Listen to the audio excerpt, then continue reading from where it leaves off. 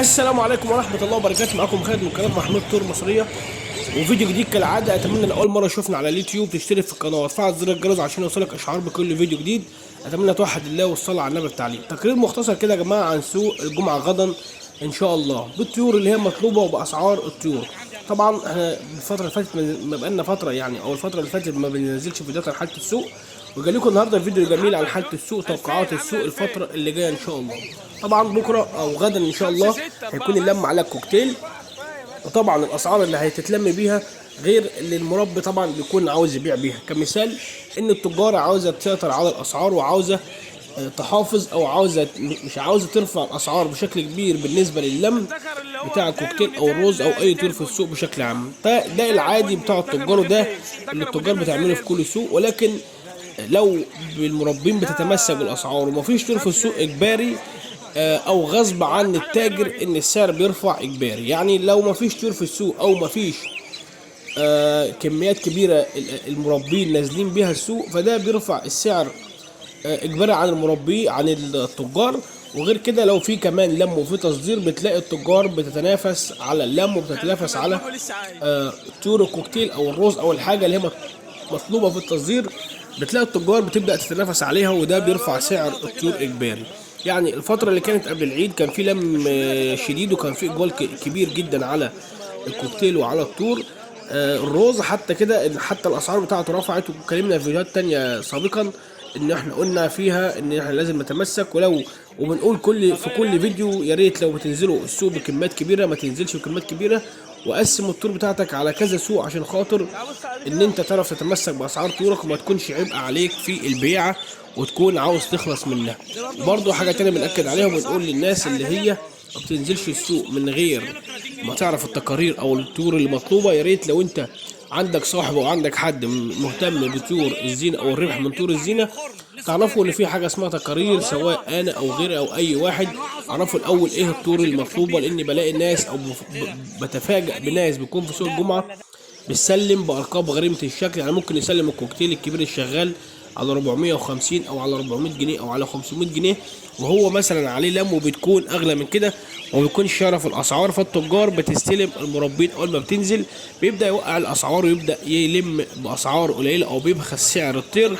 فلازم كلنا نعرف التقارير ونعرف حاله السوق ماشيه ازاي، سواء انت بتعرف عرف اللي ما يعرفش. وده الافاده من الفيديوهات ديت، ان احنا بنعرف بعض من خلالها او من خلال التقارير اللي احنا بنعملها. ده اللي بيعرف المربي حاله السوق ماشيه ازاي. ولكن عشان نخلينا في موضوع الفيديو، طبعا الكوكتيل هيكون عليه لم ان شاء الله الفتره اللي جايه، ولكن التجار بتلم بيه هتلم على 450 وعلى 500 جنيه ويحاولوا ان هم يسيطروا على الاسعار، ولكن هيبقى يكون السوق زحمه. ولكن عشان تسلم كوكتيل مش اقل من 550 بالنسبه للكوكتيل اللاتيني، عشان خاطر ان الحبوب طبعا زي ما احنا عارفين ان الحبوب غاليه، وده بيكون فيه تكلفه على المربي جامده التاجر ما بيحسش بيها الا من رحم ربي. طبعا التجار بتلموا، ومع ذلك برضه عاوزين يوقعوا الاسعار بعد ارتفاع سعر الحبوب، واتكلمنا في فيديوهات تانية كتير عن الموضوع ده. يعني بالنسبه للكوكتيل اللاتيني لو هتسلم مش اقل من 550 جنيه، وبالنسبه للرز اللاتيني كذلك الامر. انا وصلته لحد 500 جنيه بعد ما التاجر حطه في الشياله، كانوا طلعوا قلت له لا الكوكتيل اللاتيني هيتسلم على 550 جنيه. بصراحه التاجر ما رضيش ياخد على 550، ولكن انا حبيت ان انا اخليه اجباري او اخلي التجار تلم على 500 جنيه، وبعد كده ارجع اخد منهم الروز تاني. يبقى انا كده وصلت الطير لحد 500 جنيه بالنسبه لللم. يعني لما نتمسك احنا اللي بنرفع سعر الطيور.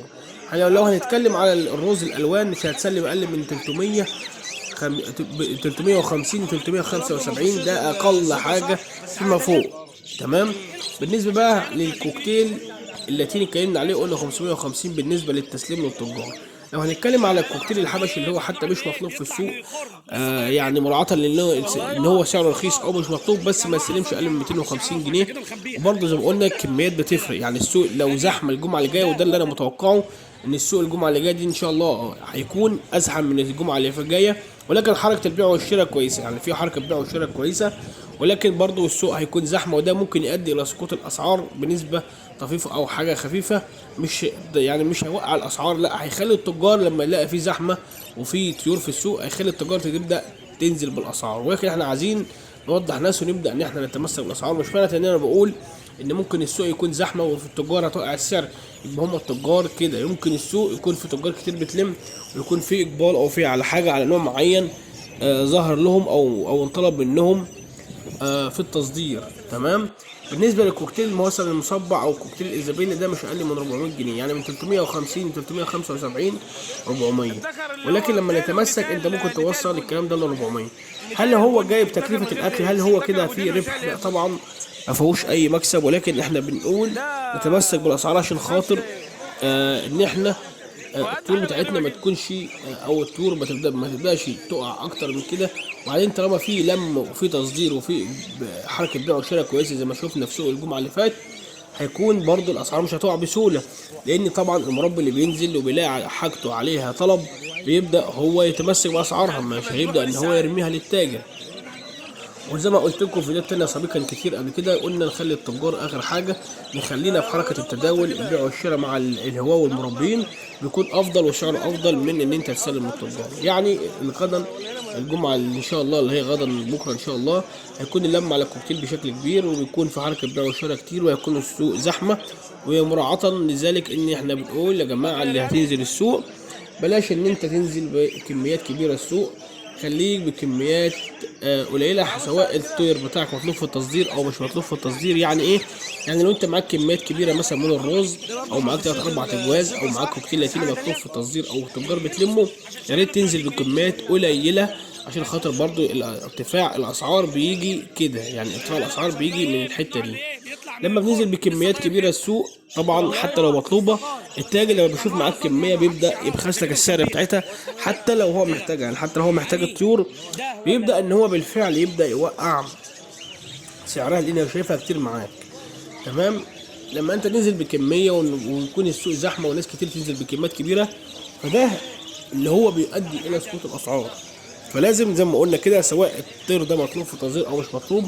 يعني مثلا كمقارنه بالكوكتيل اللاتيني مطلوب وعليه لم، لو هنزل بكوكتيل لاتيني ما انزلش بكميات كبيره. الحواشي مش مطلوب وعليه لم، انزل برضه كذلك الامر، انزل بحاجات قليله بحيث ان انا اكون يعني اعرف ان انا اتمسك باسعار.